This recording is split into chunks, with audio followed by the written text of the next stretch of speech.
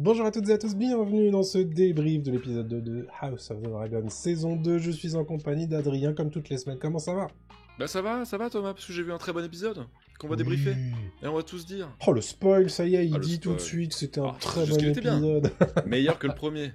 Pas très difficile Ouais, entre je crois nous. qu'on peut le dire. On peut le dire, voilà. C'était Non, ça va pas être un trop bon mal. épisode à débrief. Ça va être cool. Bon épisode à débrief. Ce qu'on fait évidemment, c'est que ce débrief est dirigé aux gens qui ont vu l'épisode. Hein. Ce serait dommage de vous spoiler, bien entendu. Nous sommes en live sur Twitch, mais aussi sur YouTube pour débriefer tout ça avec la commu.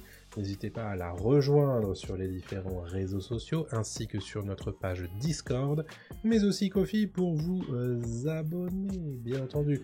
Full spoil uniquement de la série, pas des livres, bien entendu. Oui, on parlera que des épisodes. Alors on précise que Voilà. toi Thomas, tu as lu les livres. Oui. Moi je ne les ai pas lus. Voilà. Donc c'est cool, on a un peu deux visions de la série, de la saison 2 pour l'instant. Et j'aime beaucoup. Voilà. J'aime beaucoup ce que vous faites. J'aime Bon. ce que vous faites, monsieur. On se lance. Très bien, on se lance. Est-ce que tu veux te lancer tiens, un petit peu sur le Si tu rundown de l'épisode? Ouais, alors. Les épisodes sortis, bien sûr. Oui, évidemment, donc là on parle de l'épisode. Donc ça fait évidemment directement suite aux événements de l'épisode 1, de la fin de l'épisode 1, évidemment la décapitation du Petiot, hein. Voilà, on va dire ça comme ça. C'est malheureux ce qui lui est arrivé à ce petit gars, évidemment, ça fait grand bruit dans le royaume.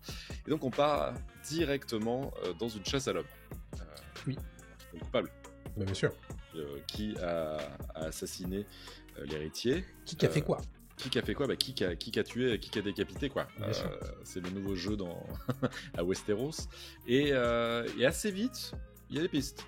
Bon, là, je me vais un peu plus loin dans l'épisode, mais on comprend vite que Blood and Cheese, qui sont donc les deux personnages qui ont commis le méfait, vont être retrouvés, notamment Blood. Blood qui a été mandaté par Daemon pour assassiner Aemond. Mais il ne le fera pas, il n'y arrivera pas. Donc il va se rabattre sur un autre fils. Coupe-moi si je me trompe à chaque fois, parce que j'essaie de planter avec les noms. Et donc le petit-fils d'Alicent. Et en fait, ce qui se passe, c'est que il a été retrouvé. Et très vite, il va se faire défoncer par le roi Aemon. Ouais. Non, le roi Aegon. Ouais. Aegon. Ils sont chiants, ça a tous s'appeler en on. C'est compliqué, hein. Voilà. Donc déjà ça, c'est réglé. Et en fait, on peut, au lieu de faire un rundown de trucs, on peut plus faire ce qui s'est passé vite fait, et puis puisque nous, faut qu'on donne notre avis, quoi. Bien sûr. Mais je trouve que c'est plutôt bien amené, justement, cette chasse à l'homme, la colère d'Aegon, qui arrive très très vite.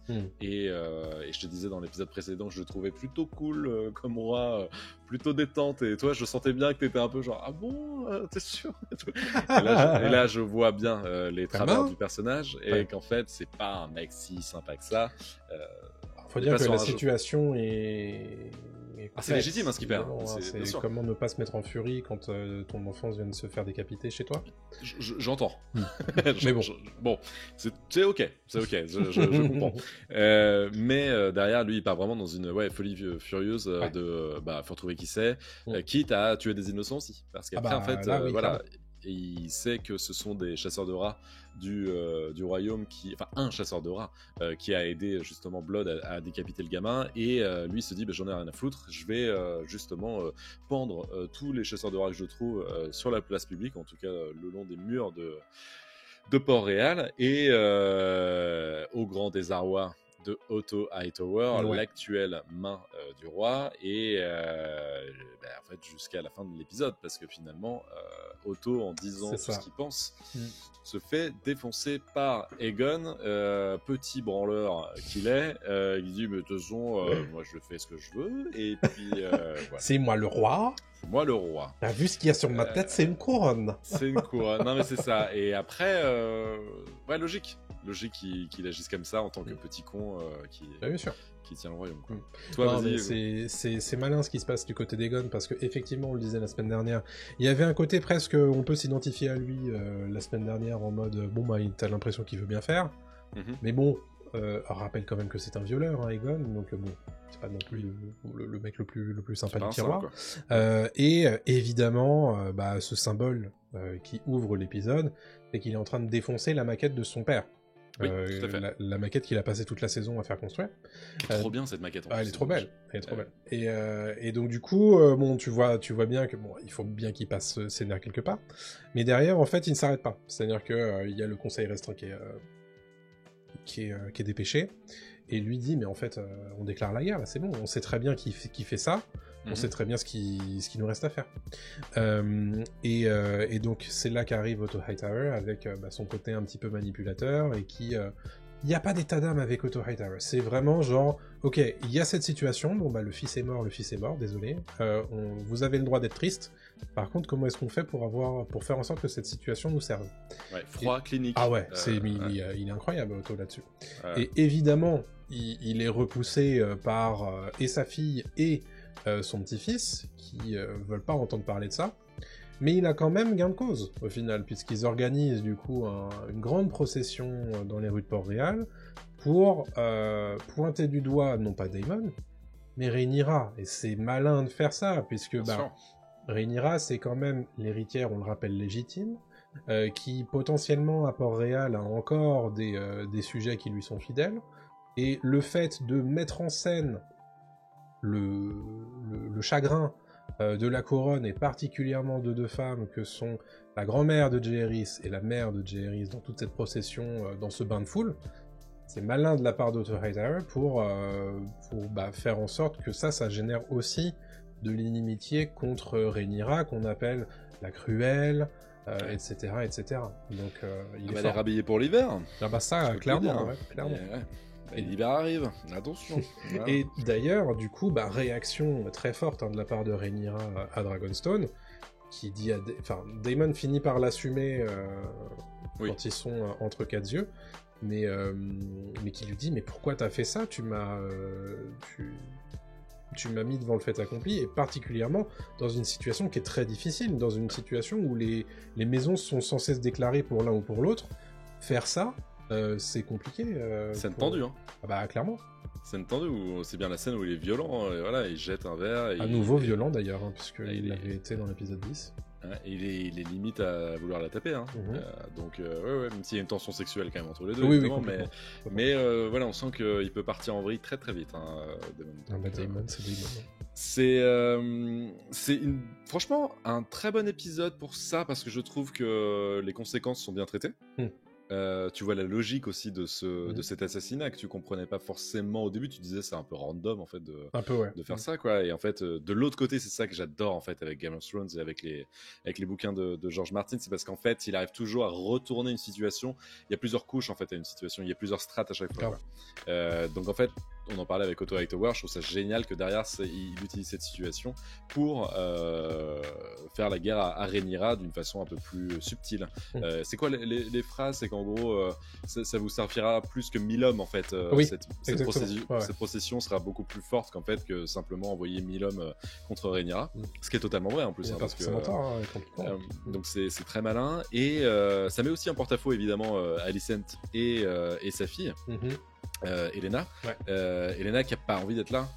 Et tu la comprends. Et on la comprend, voilà, mais sa mère lui dit bon, fais l'effort, il faut le faire, même si j'ai pas envie non plus, il faut le faire. C'est horrible en plus avec le cercueil qui bouge. On est d'accord que la tête bouge un peu, non? Oui, non, mais en fait, je me suis dit au bout d'un moment, non, c'est pas possible. Elle va tomber. Moi, j'ai cru qu'elle allait tomber. Moi, j'ai cru. Ça va être horrible. Ça aurait été bien. Moi, j'aurais pu. Je me suis dit, ils vont aller jusqu'au bout du truc, parce qu'à un moment, c'est très branlant.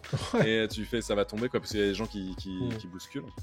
Il y a peut-être une scène tournée là-dessus, mais ils l'ont peut-être pas mis. C'est pas possible. Mais et puis en fait tu vois que Elena elle fait complètement une crise d'angoisse en fait, complètement coincée dans ce truc là.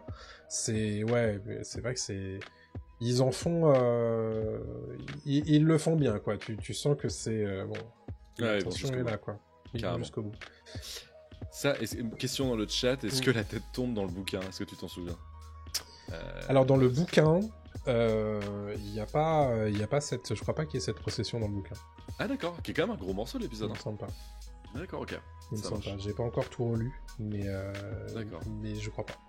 De l'autre côté, on a aussi Eamon, Ouais. qui lui continue ses petites affaires, Fait son truc, ouais. qui a pas l'air plus triste que ça, et qui sait, il le dit dans l'épisode, qu'il a merdé. Ouais. Voilà, en tuant le fils de Rhaenyra. Il dit qu'il le regrette, ouais. Il le regrette quand même, voilà, il le dit parce qu'il est dans un bordel avec une des tenancières, quoi. Et il dit, en plus, en position fétale, comme un enfant, voilà, il se fait caresser les cheveux vraiment comme un bébé ou comme un enfant, en disant je regrette, j'aurais pas dû, etc. Enfin, pas à ce point-là, quoi. Mais en fait, c'est marrant parce que la première phrase c'est je regrette, et la deuxième phrase c'est mais tu sais, quand j'étais gamin, il se moquait de moi. Oui, bien sûr, il justifie. Oui, non, mais voilà, bien sûr. Mais il y a quand même une forme de regret, quoi. Il y a quand même un truc. Mais en fait, c'est rigolo parce que cette scène, elle est intéressante. Pourquoi ? Parce que tu vois bien que Aemond, il est dans la défiance de sa mère et de l'autorité de sa mère et de son grand-père. Et c'est des choses qui, sans doute, il aimerait bien dire à Alicent, mais qu'il est incapable de lui dire parce que ils sont dans le clash depuis l'épisode dernier. Et du coup, tu te dis en fait, c'est con. C'est pas à cette personne-là que tu devrais le dire, tu vois. Et c'est intéressant, je trouve, de le faire de cette manière-là, parce que c'est la symbolique de l'enfant est très nette dans cette séquence-là. Oui, bien sûr. Donc, c'est malin. Peut-être un peu trop appuyé, mais au moins elle est facile à capter, quoi. Il y a un truc qui m'a un peu surpris, pas déçu, mais je suis quand même un peu surpris du côté de Père Dragon, avec Rhaenyra, c'est qu'elle a pas l'air si triste que ça. Elle a pas l'air. Je pense pas que ce soit du côté de l'actrice, parce que j'aime beaucoup ce que fait cette actrice, Emma Darcy, mais il y a un truc un peu de. Bon, elle est passée à autre chose assez vite quand même, je trouve, tu vois, où elle a un visage un peu fermé, un peu figé, un peu. Il y a pas trop d'émotions qui ressortent. La situation l'impose, j'ai envie de te dire. Je pense qu'elle subit complètement. Elle subit à la fois. C'est ce qu'elle dit en fait. Elle dit à Daemon, elle lui reproche d'avoir agi un peu. En modifiant ses mots, parce qu'en fait, qu'est-ce qu'elle dit ? Elle dit je veux Aemond. Et Daemon, il va plus loin, il fait du zèle, il dit s'il y a pas Aemond, t'en prends un autre, tu vois. Et c'est là que t'arrives à cette situation-là, ce qui est en fait complètement destructrice pour Rhaenyra. Parce que derrière, en fait, comment tu veux te faire aimer de ton peuple si les gens croient que t'es capable d'assassiner un gamin, quoi. Bien sûr. Donc, non, c'est compliqué. Alors, en fait... Mais quand même, sa réaction, tu vois, est un peu light, je trouve. Ouais... Elle est un peu sous domination de Daemon, je pense, hein, mais... Oui, en fait, et c'est très présent dans cette scène, justement, où elle te dit... elle lui dit, bon, on est obligé d'en arriver là. Je te pose la question fatidique. Est-ce que tu m'acceptes comme reine et comme souveraine ? Ça, c'est un truc, je pense que ça fait un petit moment que ça la travaille, et tu noteras que Daemon ne répond pas à cette question. Non, il accepte pas vraiment. Ah non. Non, il accepte pas vraiment, et puis il y a tout le truc de... je sais plus qui il dit, il est roi consort, tu vois. Ouais, c'est Rhaenys qui dit ça. Ouais, voilà, tu vois, mais il n'est pas roi, etc. Mais il aurait aimé l'être. Ça parle beaucoup de la couronne nous est passée sous le nez dans cet épisode, tu vois. Et c'est Rhaenyra qui l'a, mais... Enfin non, c'est pas Rhaenyra qui l'a. Mais c'est Aegon, et en même temps, on sait que c'est vraiment un roi de pacotille, comme le dit Otto, lui dit... C'est vrai. En face, voilà, il lui dit texto, il rigole. Mais Otto, il en a rien à foutre. Hein. Il en a rien à foutre, mais en même temps, ça va lui jouer des tours aussi. Mais, il va en perdre sa main. Il va en perdre le titre de main du roi. Exactement. Au profit, et c'est là où on arrive quand même au gros morceau de l'épisode, au profit de cet abruti de Criston Cole. Aïe. Criston Cole. Que dire de Criston Cole? Je sais pas moi. C'est un personnage qui est faussement dans la défiance, je trouve, et on sait pas encore ce qu'il veut se prouver, parce qu'évidemment il s'est fait bloquer par Rhaenyra quand il était plus jeune, quand elle était plus jeune aussi, et donc il s'est plus ou moins rabattu sur Alicent, quoi. Un peu, donc, c'est ce qu'on a compris, allégeance à Alicent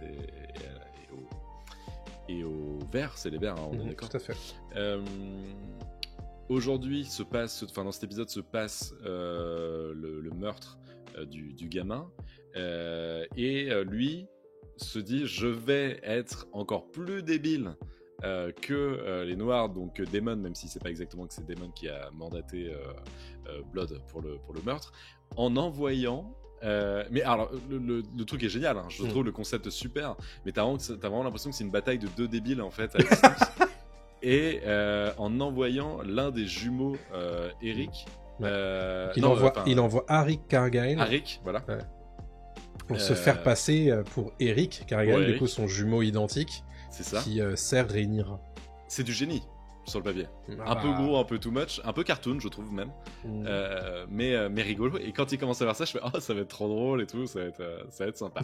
Mais on va détailler un petit peu la scène de fin après. Ouais. Mais quel intérêt il a lui de faire ça à part justifier sa position? J'arrive pas vraiment à comprendre pourquoi il part aussi loin et pourquoi il fait aussi... En fait, c'est difficile à analyser, mais je pense qu'il y a un truc psy complètement de fou là-dedans, parce que... en fait, ce mec-là. Oui, mais ça se voit en fait. Oui. Cole, depuis que Rhaenyra l'a repoussé dans l'épisode 4, je crois, de la saison 1, c'est plus du tout le même gars. Dans l'épisode 5, il défonce un mec en plein dans un banquet de mariage, personne lui dit rien, il va pour se suicider, Alicent lui dit non mais tu peux me servir toi machin, et derrière il se rabat complètement sur elle en fait, et donc il en veut évidemment à Rhaenyra, et là en fait ce qui est fou c'est qu'en réalité il s'en veut, ça se voit au début de l'épisode 2. Il se fait défoncer la gueule par Aegon d'ailleurs. Oui, d'ailleurs, parce que Aegon lui dit mais t'étais où toi en fait? Ouais. Et il lui dit bah oui, j'étais couché.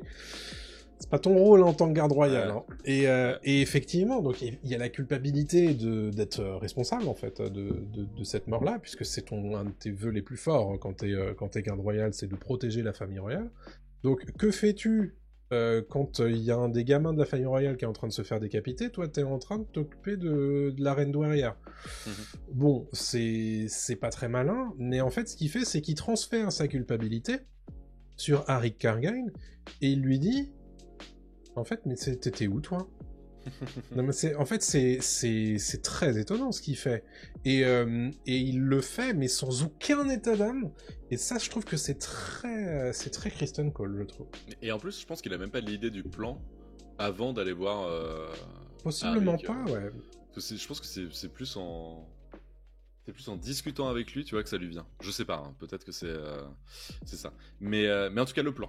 Le plan est donc simple.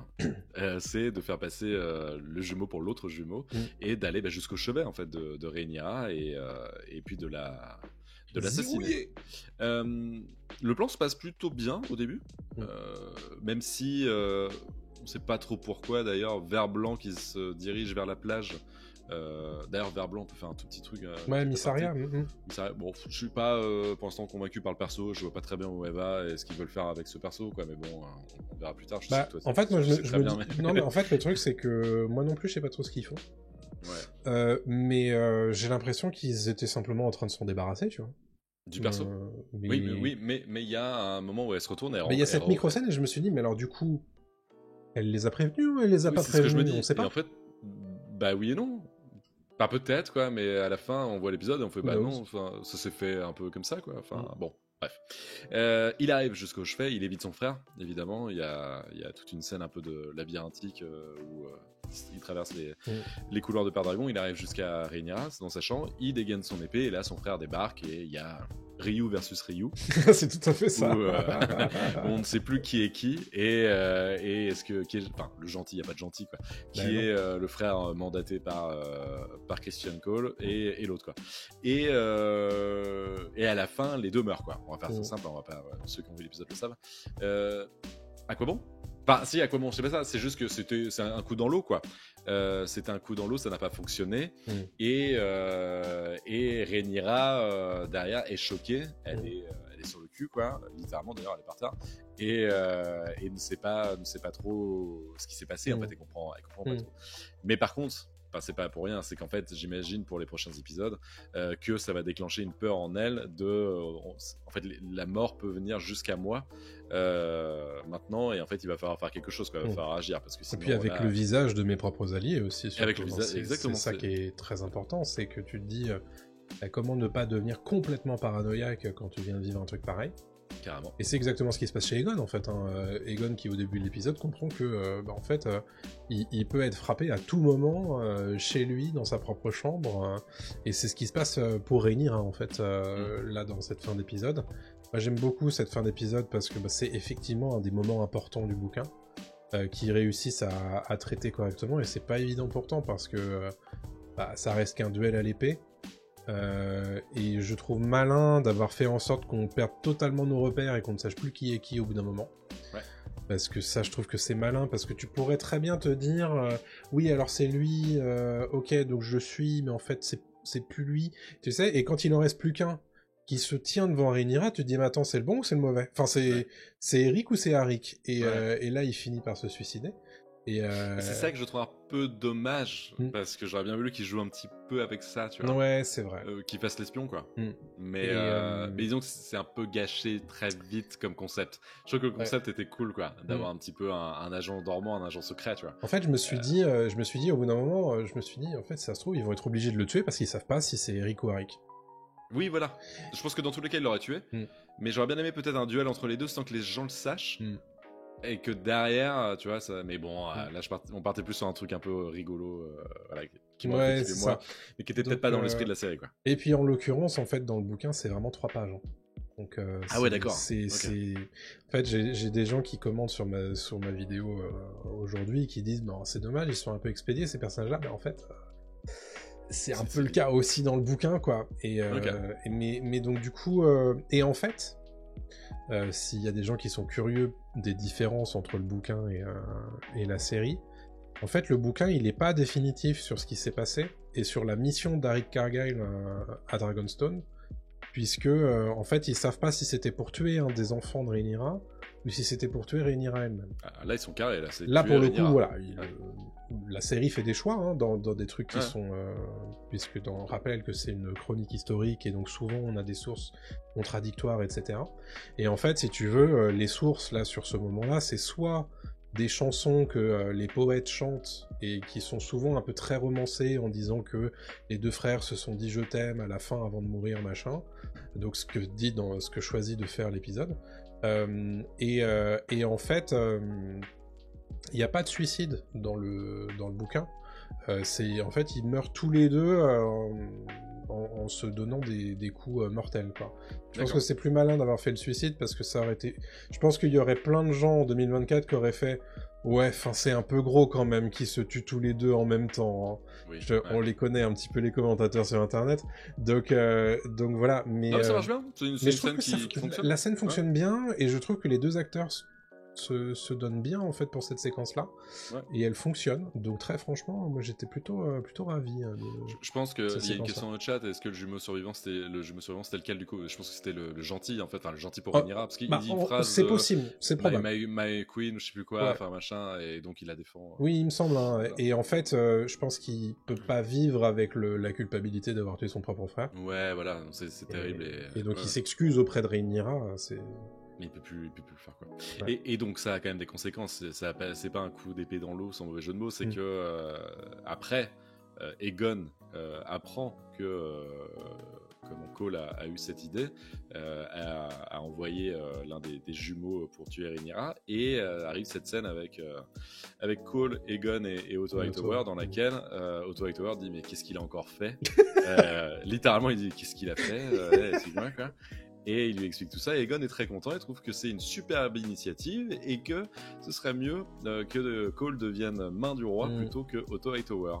Et donc Otto se voit obligé de donner, plutôt de lancer à jeter au pied de Cole le pins, c'est ça. la broche, je rigole, la broche de main du roi, pour que Cole devienne main du roi. Et donc ça annonce pas des lendemains joyeux et des lendemains qui chantent pour Westeros et Port-Réal, parce que un fou furieux, main du roi, plus un petit con qui dirige le royaume, ça va pas être incroyable. Ouais. Mais c'est cool, je trouve que là, pour moi, ça fait repartir la série, quoi. Bah, du coup, parce que t'étais un petit peu mitigé la semaine dernière, Ça reprend un peu plus pour toi avec cet épisode 2 ? C'est pas encore ça, hein, mais je suis pas encore en mode tiens, il faut absolument que je mate l'épisode du lundi pour voilà, comme je pouvais l'être un petit peu à l'époque avec Game of Thrones, mais ça commence voilà à devenir, ça peut devenir un rendez-vous que je vais vraiment attendre quoi. Mais il s'est passé beaucoup de choses dans cet épisode 2. Ouais, c'est toujours de la mise en place. C'est 1h08 d'épisode quand même. C'est 1h08, ouais. Mais ça reste quand même de la mise en place, on va pas se mentir. Oui. C'est pas que je demande du boom boom, cracher du feu, quoi, mais c'est plus que. En fait, tu sens qu'il. Mais c'est dans le bouquin aussi, mais tu sens qu'il tente toutes les possibilités pour que tout se. Passe de la façon la moins pire possible et que la guerre se déclenche pas, mais qu'on y va. Et en fait, peut-être qu'il faudra peut-être squeezer certains trucs ou oublier des trucs, mais bon, à l'arrivée, la saison sera sûrement très sympa, quoi. Mais oui, ça va plus vite et j'aime bien. Je suis content. Cool. Toi, t'en as pensé quoi de cet épisode ? Bah écoute, moi je trouve cet épisode très solide et en plus, il n'y a pas cette déception qu'il y avait dans l'épisode 1 pour les lecteurs, donc ça c'est quand même positif. Moi, c'est aussi pour ces lenteurs que j'aime bien Game of Thrones et House of Dragon. J'aime bien quand ils mettent en place les trucs. J'ai vu des gens qui trouvent que la série est moins bien écrite que la saison 1. C'est exactement ce que j'allais te dire, mais même pas de la saison 1 pour moi. Bah oui, peut-être un peu moins bien que la saison 1, mais moins bien écrite que Game of Thrones, en fait, je trouve. Ouais. Parce que le truc, tu dis, c'est pour ça que t'aimes bien Game of Thrones, mais moi aussi. En fait, c'est pour ça que j'aime bien les lenteurs, les trucs. Mais c'était, je pense, mieux joué, on va pas se mentir. Là, il y a quelques acteurs qui ressortent, notamment Rhys Ifans, qui est super en Auto Tower.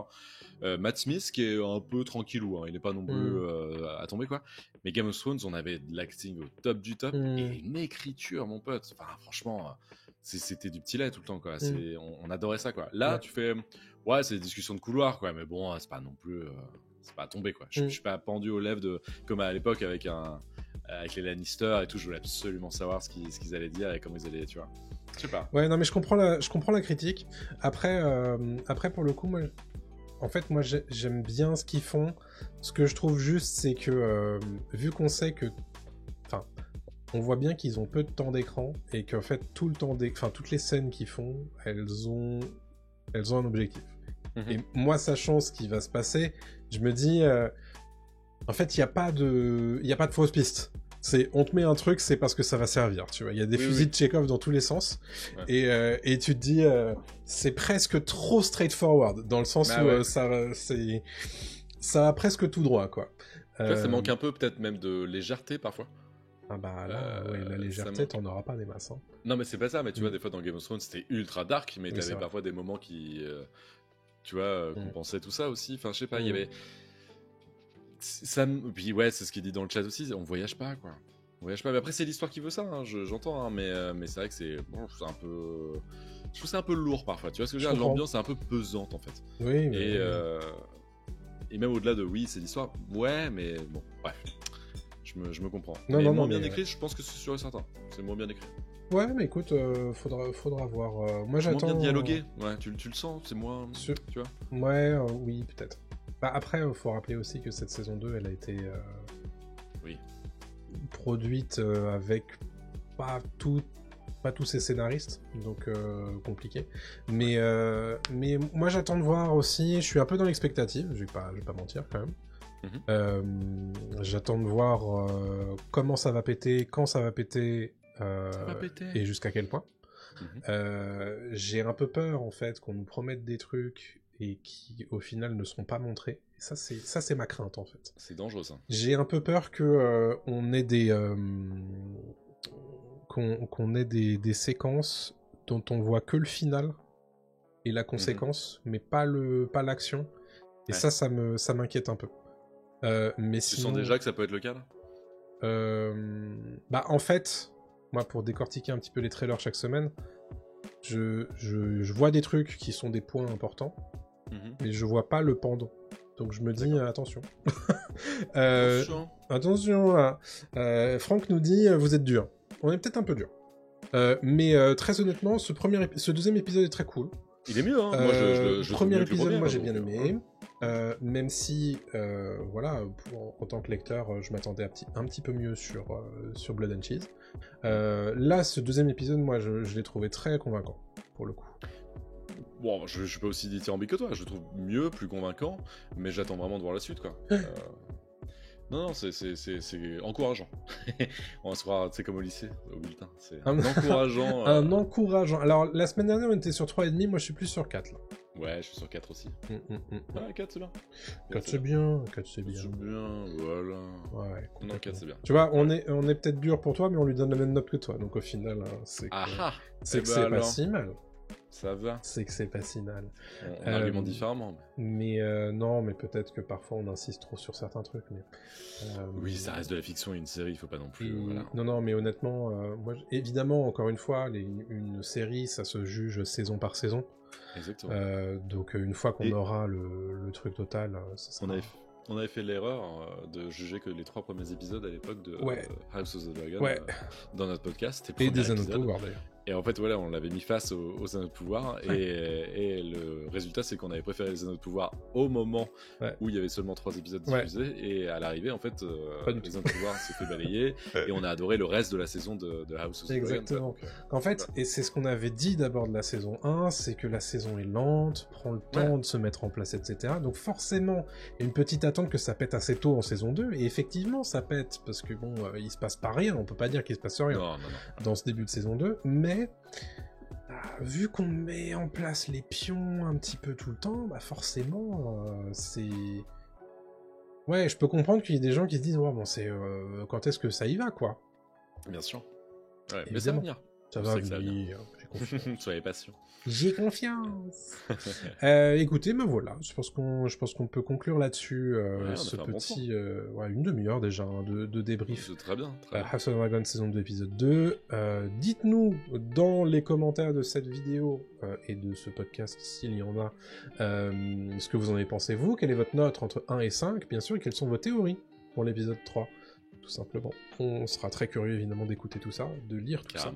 Et puis on se donne rendez-vous la semaine prochaine, lundi aux alentours de 21h45, 22h, pour parler de l'épisode 3. Et on a déjà vu un quart de cette saison 2, mine de rien. Ouais, ça passe vite. Ça passe vite quand il n'y a que 8 épisodes. Carrément. Non, bah, en tout cas, dites-nous tout ça. Yes. À la semaine prochaine tout le monde, merci de nous avoir suivis. Ciao, ciao. Salut à tous.